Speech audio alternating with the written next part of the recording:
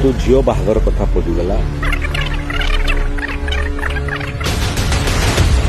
आज्ञा वर्तमान बीजेपी सरकार एससी एसटी लोक मानक ठारू जागा किणिबो कोन पई ना जो गरीब एससी एसटी लोक माने निजर झियो बाघर करि पारुनांती से माने बीजेपी सरकार को निज जमी बिकी पारिबे आ बीजेपी सरकार जमी बदल रे सेमानंकु टंका दबो। आपन को कोन लागु जे बीजेपी सरकार रो गोटे बहुत बढ़िया स्कीम?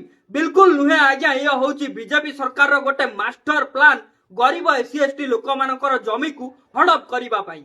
केमिति मु आपण मानकु बुझाउची जे आम भारतीय संविधान रो सेक्शन 42 अनुसार कोनोसी प्राइवेट कंपनी एससी एसटी मानक ठारू जमी अधिग्रहण करि पारिबे नाही। आ अदानी अंबानी भलिया प्राइवेट कंपनी गुडिक जदि गरीब एससी एसटी लोक मानकर जमी को अधिग्रहण न करि पारला ताले बीजेपी सरकार रो तो घाटा हेइ जिवो ना।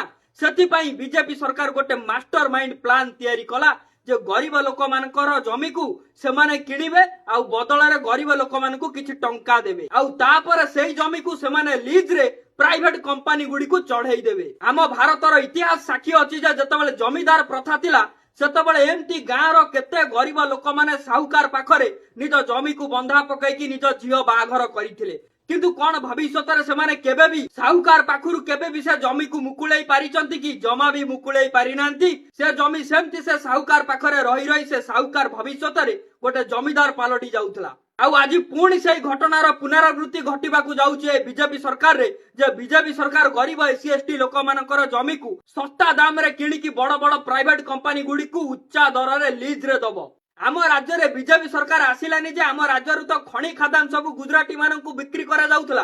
वर्तमान बीजेपी सरकार गरीब एससी एसटी लोक मानकर जमी को मध्य सस्ता दाम रे किणिकी गुजराती मानकू बिक्री करिवार प्लान चलेछि। नमस्कार, जय जगन्नाथ।